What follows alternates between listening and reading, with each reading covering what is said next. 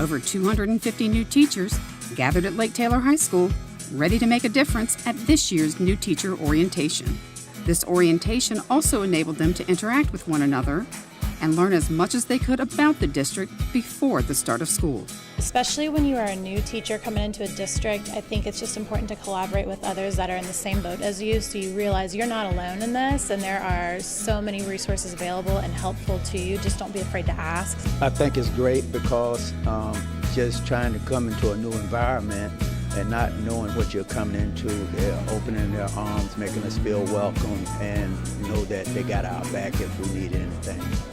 Just prior to the start of the school year, approximately 5,000 NPS employees came together for fellowship, food, and fun at the first annual NPS Field Day. Superintendent Dr. Melinda Boone arrived on her very own energy bus and encouraged employees to enjoy themselves by mingling and participating in a wide variety of activities.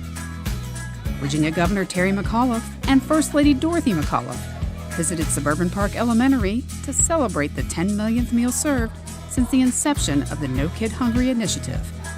During their visit, the governor and First Lady personally handed out a delicious breakfast to students and then visited a few classrooms. Well, we know breakfast is the most important meal of the day. The science is there, and our grandmothers and our parents always told us, and it really is true. We can't concentrate. You can't be hungry for knowledge if you're just plain hungry. We want to make sure that children have the nutrition they need to start off right, to fuel their brains and their bodies, and have a great day. Every high school senior across the district met with their school counselors recently to go over their high school transcripts to ensure that they are on track for graduation. This academic career planning is being done early in the school year so that every senior knows exactly what they've accomplished and what they must complete to achieve their goals. It's the first time we've done it, and it's the first time we've done it this early, and in such a group, it really is easier, much easier to get to everyone. We're going through checking to make sure that all of our classes are in order and that everything's in line for us to graduate on time. Well, I know what William & Mary's looking for. You know, it's a very intense school. They want high GPAs, and so I definitely know that that's what I'm reaching towards. So I know how far I have until I get to what I'm reaching for. The conclusion of two journeys were celebrated as the new Larchmont and Ocean View elementary schools held their ribbon-cutting ceremonies. Just to see this project to open with all the students and the faculty, the parents, the administration, it is a world-class facility. Our students will get that education that they deserve and go on to become citizens of the world. You know, bricks and mortar don't educate children. It's what happens in the classroom, what those teachers do, what those leaders, what that support team does. But the building shares that there's a commitment that the community has to where they learn. And so they have new technology, they have brand new learning spaces, and they have a chance to just grow and thrive beyond what we've all imagined. The past and present of the West Kent community came together to commemorate the 100th anniversary of W.H. Taylor Elementary. Guests were invited to visit a museum filled with images from Taylor's past, which brought back great memories of this remarkable school. When you leave a place, there's a lot of sorrow, but I have so much joy for the people that are here. I just feel like I'm home again, and I just love so many people. It is exciting. We have been planning this for so long, and just to see it all come together, it's so rewarding. Everyone is so excited to see each other. It's just like one giant family reunion. Approximately 2,500 fifth graders from Norfolk Public Schools visited Naval Station Norfolk for the first ever STEM Day. While they were on the base, students learned more about science, technology, engineering, and math through hands-on activities provided by the various groups who volunteered to be part of this special day. The Navy also arranged tours of the USS Cole and the USS Gerald R. Ford, along with a variety of other military vehicles. The goal was to get students excited about STEM and introduce the many different career opportunities available to them in the future. What we're doing is showing them all different kind of exhibits with, our LCACs, landing craft air cushions, some of the aircraft that we have that serve our fleet, and letting them meet the sailors. And we're trying to inspire them, and we're also trying to give them a vision for what they can do with their life, and also why studying the sciences is so important. Oh, it's just been smiles, wows, ahas. The kids are just so engaged. No child here is asking to go to the bathroom or falling asleep.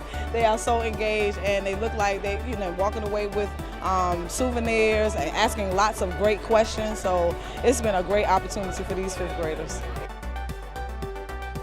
Norfolk Public Schools is committed to providing students of all ages with the computer science skills they'll need in the future. To support this effort, the district took a prominent role in Virginia's inaugural Family Code Night at Slover Library. It's just a wonderful learning experience, and it really gets kids going on the path towards learning computer science, and really, more important than anything, believing that computer science is within their reach, because it is. For any kid today, any kid can learn computer science, and the critical thing is to start in the K to 5 years, because that's when that belief is formed and that inspires the track they can be on for the rest of their lives. Coding remained at the forefront throughout the school year, especially during the International Week of Code. During the week, students in Granby High School's marketing class broadened their horizons as they built web pages for advertising purposes. I never thought it would be something I would do because I'm not a very technical person. I'm more just textbook and paper and pencil. But it's definitely made me realize that there are other opportunities out there for me, and it's never too late to start. At the Academy of International Studies at Rosemont, middle school students did their coding in the form of games. Although they were having fun, these 6th graders were also using problem-solving skills and logic to get the game to respond to their commands. We're doing block coding where we take drag-out blocks and we try to fix the game to actually get to our goal. And right now we're trying to get the squirrel from Ice Age to get to the nut without making them fall or go into the water. Kids enjoy coding. It's taking what they learn in math and science class and problem solving, putting it all together, and it makes it fun. So anytime kids have fun, they look at it as solving problems in a video game, and from the outside, it's they're writing code. They're writing the computer programs and writing the games. Even the school system's youngest students are well versed at coding. Berkeley Campostella Early Childhood Center hosted a DayMax showcase that enabled pre-K students to share their knowledge of coding with community members. I think we're preparing them to be critical thinkers. We're preparing them to learn new things with technology. Maybe they can be excited about what they're learning. Somebody might be an engineer and use what they're learning now to fuel their excitement when they go to kindergarten, 1st grade. Most of them will go to the STEM school. And who knows? It could be a lifelong learning experience for them. It might be a potential job in their future. Over 100 students in grades 3 through 6 spent a Saturday at Nauticus competing at the annual district-wide science fair. Participants for the fair included all the science fair winners from each elementary and middle school.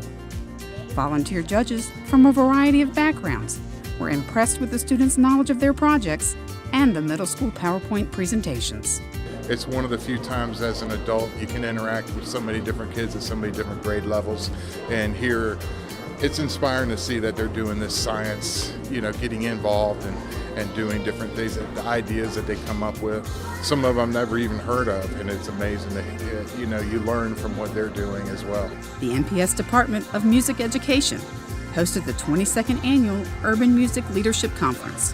This organization is a network of music professionals made up of school administrators and classroom instructors. Their purpose is to explore the opportunities music programs across the nation provide to their students. It's important that we see the programs that are initiated here and to know that music is flourishing here in the Norfolk Public Schools. Advanced art students from Norfolk Public Schools visited Old Dominion University for an exclusive tour of their art facilities. Thanks to this unique partnership, these high school students were able to see numerous classrooms, labs, and studios within the new Berry Arts Building. They also got the opportunity to talk directly with professors and students from different concentration areas and ultimately visualize what life could look like for them after graduation. I'm really thankful, this is so much different from just your usual college tour where you're in a group of 30 kids. It's a lot more personal. We had the opportunity to speak with professors and to go and see things up close. This isn't, some sort of website advertisement video. This is real and personal. It was an impressive year in sports as our student athletes achieved big honors and accomplishments. Andrew Lyons led Maury's volleyball team to the top ranking in the area as he was named 5A State Player of the Year. For the first time in a long time, all 5 high school football teams made the playoffs in the same season. Booker T. Washington's heavyweight Tyree Sutton capped an impressive career with a 4th-place finish in the state tournament. Granby's Kaylee Everett made history by winning the 6A regional diving title. Norview High girls basketball qualified for the state tournament for the first time in over 20 years, while the Lake Taylor girls took home the 4A regional title and made it to the state finals. Point guard Janiyah Quinterly and forward Jordan Poole made the first team All-State. After years of heartache, the Lake Taylor boys reached the top, defeating John Handley in double overtime to win the school's first boys' state basketball title. Leading the way was forward Darion Sebron, who was named Class 4A Player of the Year, while Kenny Brown was named State Coach of the Year. 2018 saw our first district pole vaulting team under one coach and produced a regional champion from Booker T. Washington, DeJay McDonald. And Maury boys and girls tennis teams were regional champions. Virginia Governor Ralph Northam stopped by Norview High School during Teacher Appreciation Week. He began his visit by talking with educators about their concerns and expressing his gratitude to teachers for what they do on a daily basis. After the meeting, Governor Northam took on the role of teacher as he taught AP Biology and Anatomy students. I was really impressed with what they knew about anatomy and also about physiology, how electricity moves through our bodies. But then when we talked about ethics, I'm always fascinated. They just hear where different people are coming from. Over 1,700 seniors crossed the stage during Norfolk Public Schools' 5 high school graduation ceremonies at the Ted Constant Convocation Center on the campus of Old Dominion University. This year's graduating class was very ambitious, with 2 Gates Scholars and a scholarship total nearing $70 million. Congratulations to the class of 2018.